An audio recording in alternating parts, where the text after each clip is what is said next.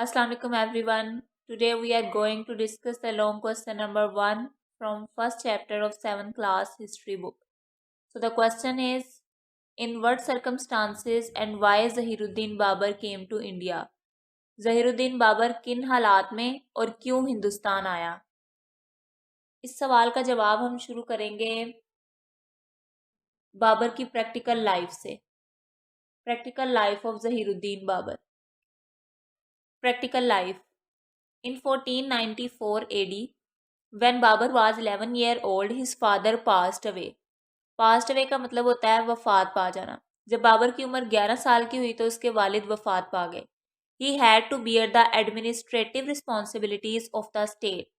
Administrative मतलब इंतज़ामी, responsibilities मतलब जिम्मेदारियाँ, and state मतलब रियासत.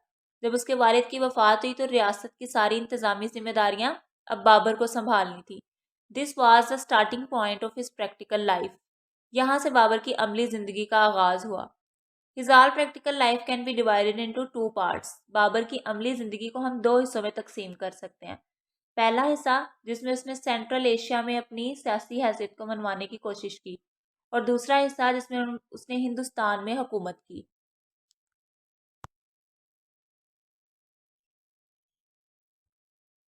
His all practical life can be divided into 2 parts. Babur की अमली ज़िंदगी को हम 2 हिस्सों में तकसीम कर सकते हैं. इन द फर्स्ट वन, पहले हिस्से में, ही वॉज स्ट्रगलिंग, वो कोशिश कर रहा था to get his political position.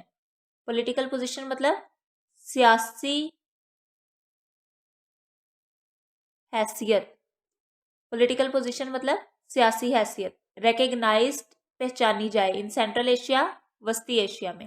पहले हिस्से में उसने कोशिश की कि उसकी सियासी हैसियत को सेंट्रल एशिया में पहचाना जाए. But after failing in this Endeavour, इस कोशिश में नाकाम होने के बाद, he started his second part. उसने अपनी ज़िंदगी का दूसरा हिस्सा शुरू किया with his rule in India, जिसमें उसने हिंदुस्तान में हुकूमत की. एंडेवर मतलब कोशिश करना. Excursion of Babur in central Asia. इसमें हम बाबर की सेंट्रल एशिया की जर्नी को डिस्कस करेंगे.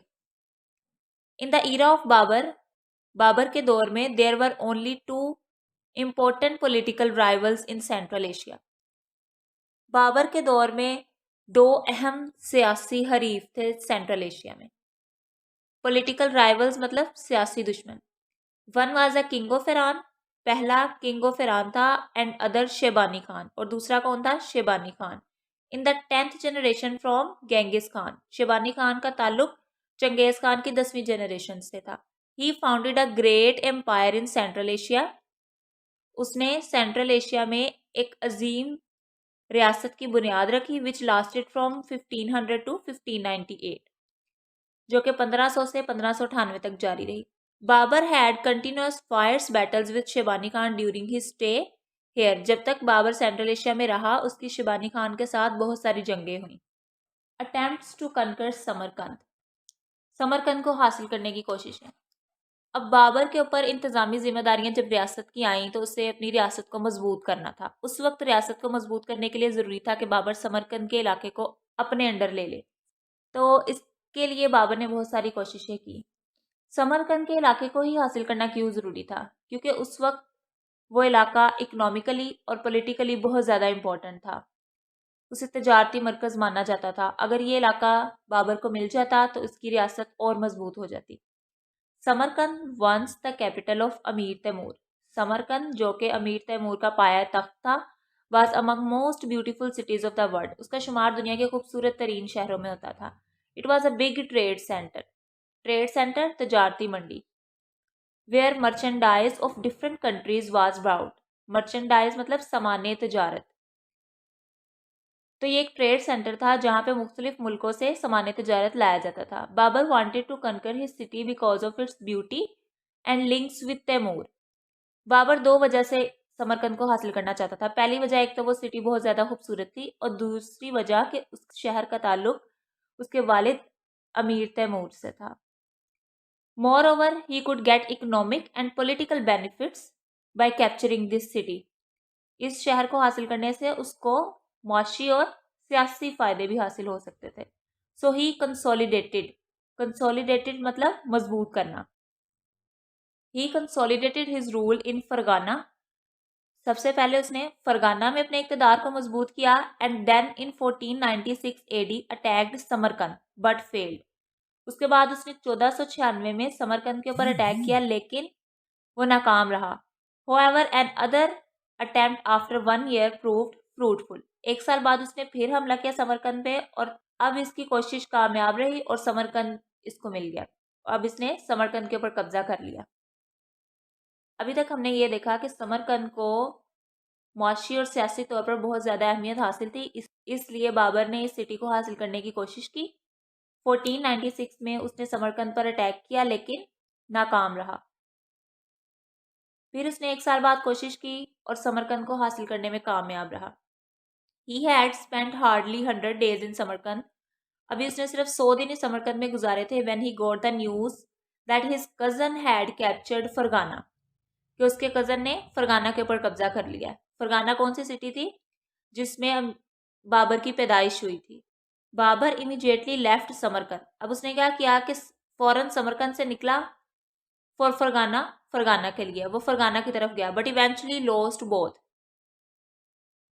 जब वो समरकंद को छोड़कर फरगाना की तरफ गया है तो ये नुकसान हुआ कि पीछे से समरकंद पर भी कब्जा कर लिया गया। अब दोनों ही सिटीज इसने गंवा दी, फरगाना भी और समरकंद भी। होएवर ही वाज नॉट डिसहार्टन, लेकिन वो डिसहार्ट नहीं हुआ, उसने मायूस नहीं हुआ, उसने मजीद कोशिश की।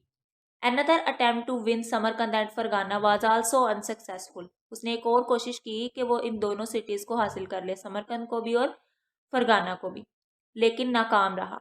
At last in 1498 AD he succeeded in recapturing Fergana, आखिरकार वो कोशिश करता गया तो उसे 1498 में फरगाना वापस मिल गया।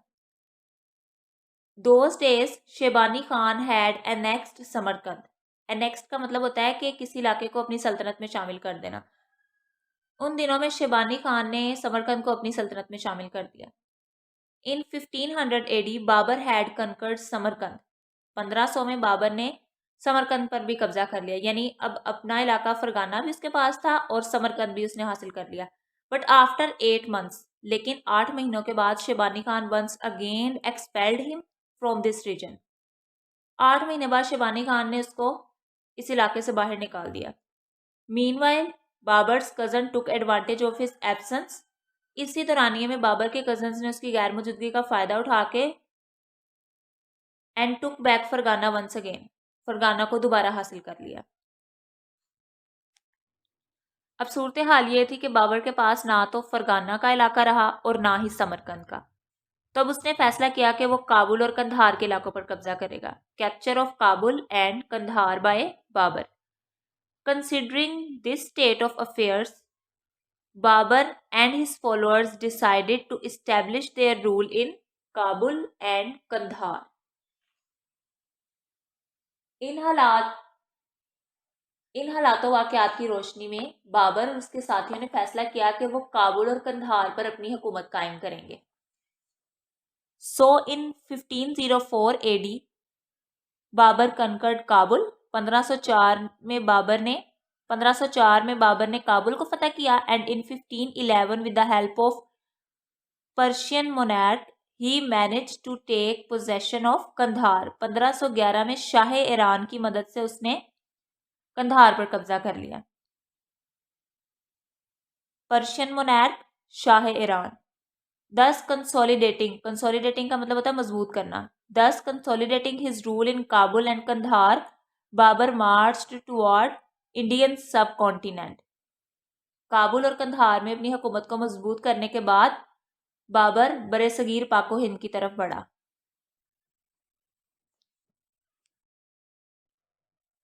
अभी तक जितना हमने डिस्कस किया ना वो भी हमारा लॉन्ग क्वेश्चन का आधा हिस्सा है, जिसमें हमने ये बताया कि किन हालात में बाबर हिंदुस्तान आया है, यानी कि कैसे उसने फरगाना को गवाया, समरकंद को गवाया, फिर उसने काबुल और कंधार पर कब्जा किया, फिर इसके बाद वो इंडिया की तरफ बढ़ा।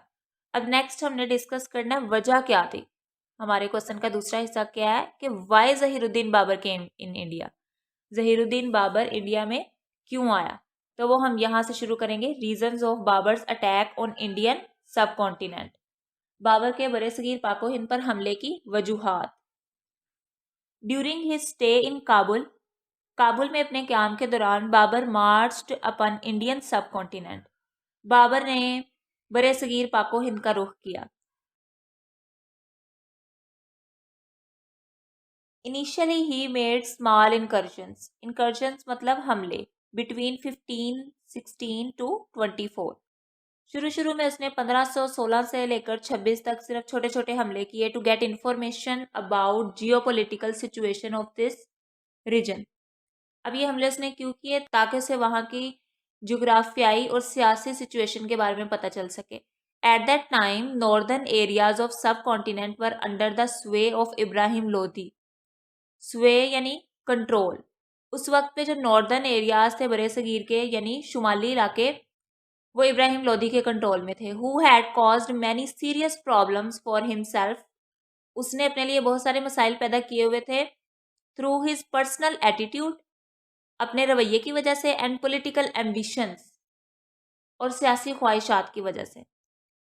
इब्राहिम लोधी ने अपने ज़ाती रवैये और सियासी ख्वाहिशात की वजह से अपने लिए बहुत सारे मसाइल पैदा किए हुए थे। His emirs and officials were annoyed, emirs and officials उमरा और अफसरान, एनॉयड नाराज होना, because of his obstinate behaviour. Obstinate behaviour का मतलब होता है सख्त मिजाजी। अब वहाँ के उमरा और अफसरान बाबर की सख्त मिजाजी की वजह से उससे नाराज थे। And governor of the Punjab Daulat Khan Lodhi got so much irritated that he invited Babur to attack and promised his help. Daulat Khan Lodhi Ibrahim Lodhi के रवैयों की वजह से इतना इरिटेट हुआ कि उसने बाबर को हमले की दावत दे दी। उसने कहा कि तुम आओ और यहाँ पे हमला करो, मैं तुम्हारी हेल्प करूंगा। Babur accepted his invitation, Babur ने उसके इनविटेशन को एक्सेप्ट किया। किसके इनविटेशन को? दौलत खान लोधी के। Of Daulat Khan Lodhi and marched against Lahore, Babur ने दौलत खान लोधी की दावत कबूल करते हुए लाहौर पर हमला किया। In 1524 AD he defeated the army of Ibrahim Lodhi, 1524 में उसने इब्राहिम लोधी की आर्मी को शिकस्त दी and got held of Lahore, और लाहौर पर कब्जा कर लिया। Daulat Khan Lodhi was thinking that Babur will appoint him as governor of Lahore. जाहिर है दौलत खान लोधी के दिमाग में ये चल रहा था कि अब बाबर मुझ पे यकीन करता है तो वो मुझे लाहौर का गवर्नर बना देगा बिफोर रिटर्निंग बैक, वापस जाने से पहले।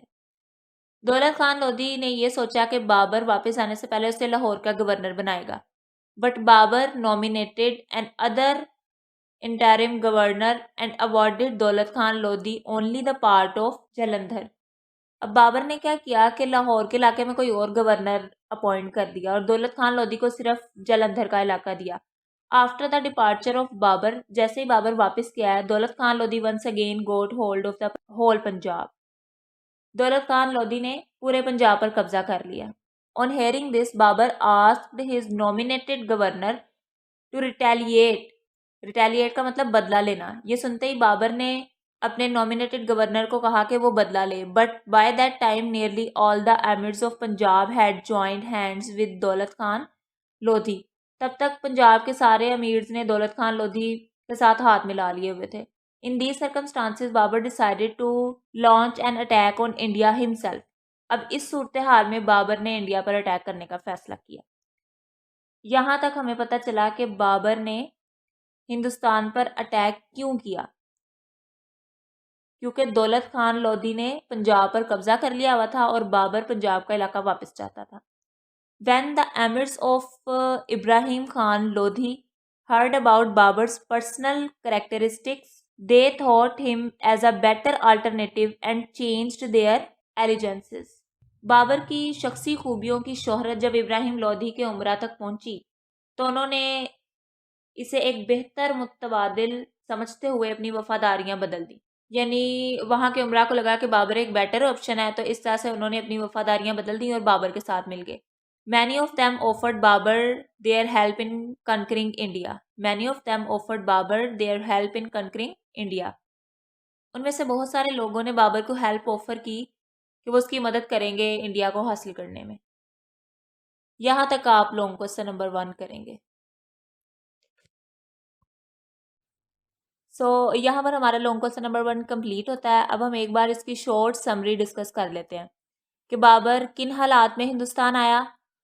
उसमें हमने ये बताना है कि बाबर ने पहले समरकंद और फरगाना के इलाकों को हासिल करने की किस तरह कोशिश की और कैसे वो नाकाम हुआ उसमें। फिर उसने काबुल और कंधार पर कब्जा किया। जब काबुल और कंधार को उसने हासिल कर लिया, फिर उसने सोचा कि उसे हिंदुस्तान पर कब्जा करना चाहिए, तो इन हालात में वो हिंदुस्तान की तरफ बढ़ा। हमारे सवाल का दूसरा हिस्सा यह है कि वो क्यों हिंदुस्तान गया था, कि उसने इंडिया पर हमला क्यों किया। उसकी वजह था दौलत खान लोधी, क्योंकि दौलत खान लोधी ने पंजाब के इलाकों पर कब्जा कर लिया था।